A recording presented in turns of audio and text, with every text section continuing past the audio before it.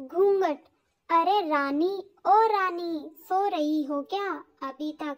रानी की जेठानी जोर जोर से चिल्ला रही थी घर के आंगन में खड़े होकर। रानी यानी मैं। तभी मैं भागती हुई अपने कमरे से निकली और बोली, दीदी आ गई मैं। जेठानी बोली, रानी तुम्हारा नाम रानी है, तुम रानी नहीं हो।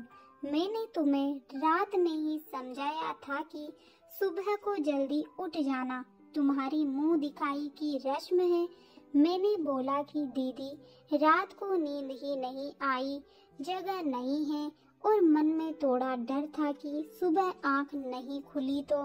रजनी दीदी हंसती हुई बोली, रानी मेरी प्यारी देवरानी, जल्दी से घूंघट कर लो, अगर माँ जी आ गई तो हंगामा हो जाएगा। मैंने घूंघट किया ही था, तभी माँ जी वहाँ आ गई और कड़कड़ाती आवाज में बोली, चलो अब क्या यहीं गपशप मारती रहोगी तुम दोनों?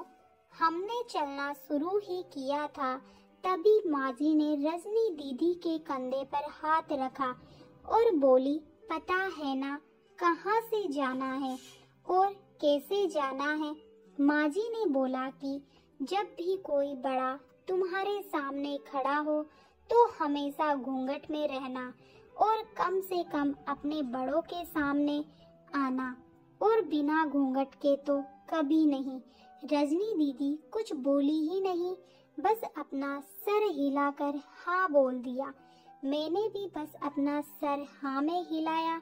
माँ जी के जाने के बाद मैंने पूछा, रजनी दीदी आप तो स्कॉलर हो और इन सब चीजों को कैसे निभाते हो?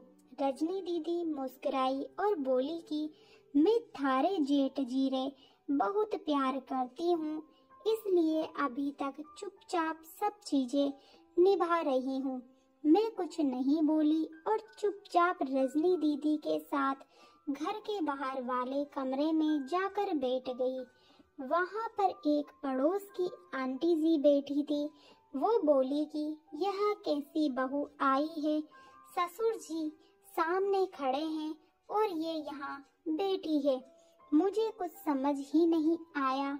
मतलब रजनी दीदी बोली कि आंटी जी अभी नई बहू है, यहाँ के रीति रिवाज सीखने में थोड़ा समय लगेगा। रजनी दीदी मुझे वहाँ से उठाकर मेरे कमरे में छोड़ गई। 6 महीने यूं ही छोटी छोटी चीजों में बीत गए। फिर एक दिन मैं राहुल के साथ साड़ी लेने गई। राहुल का फोन आया और वो दुकान से बाहर बात करने चला गया। साड़ी की दुकान पर मैं बेधड़क होकर साड़ियाँ देख रही थी। तभी साथ में बैठे हुए अंकल जी खांसे। एक बार, फिर 2 बार, फिर 3 बार।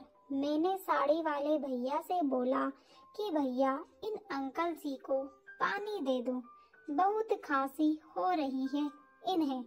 अंकल जी भड़क उठे और बोले, क्या बदतमीज लड़की है, ये कुछ शर्म लिहाज है या नहीं? इसे दुकान पर हंगामा देख राहुल बाहर से भागकर अंदर आया और अंदर आते ही अंकल जी के पैर छूकर बोले, मामा जी यहाँ आप? मैं घबरा के दुकान से बाहर निकल आई, एक लंबा घूंघट करके गाड़ी में बैठ गई। राहुल बाहर आया और गाड़ी में बैठकर गाड़ी बहुत तेज चलाने लगा। मैंने धीमी आवाज में बोला, गाड़ी बहुत तेज चला रहे हो, कहीं एक्सीडेंट ना हो जाए। हम घर पहुँचे ही थे, तभी माँ जी जोर जोर से चिल्लाती हुई बाहर आई, देखो आ गई ये रानी साहिबा, खानदान की इज्जत मिट्टी में मिलाकर। तभी रजनी दीदी आई और बोली, माँ जी मेरे शादी को 6 साल हो गए, मैं अभी तक मामा जी को नहीं जानती, ये कैसे जानेगी? माँ जी जोर से चिल्लाई, देखो कैसे चप्पड़ चप्पड़ जबान चल रही है इस रजनी की। कभी राहुल सबकी बात काटते हुए बोले कि माँ ये दोनों सही बोल रही है, अगर ये हमेशा घूंघट करके रहती है तो ये मामा जी को कैसे पहचानेगी। और माँ, आज मामा जी के फोन पर तुमने पूरे घर की शांति को भंग कर दिया है। ये वो ही समाज है जिसने सीता मैया पर भी उंगली उठाई थी। पिताजी और जेठ जी ने भी अपना पक्ष राहुल के साथ ही रखा। माँ जी थोड़ी देर सोचने के बाद वापस रजनी दीदी और मेरे पास आई और बोली कि तुम दोनों को अपनी मर्यादा पता है। मुझे उम्मीद है कि तुम कभी भी मेरा सिर शर्म से झुकने नहीं दोगी। हम एक ही परिवार के सदस्य हैं, हमें हमेशा साथ रहना है।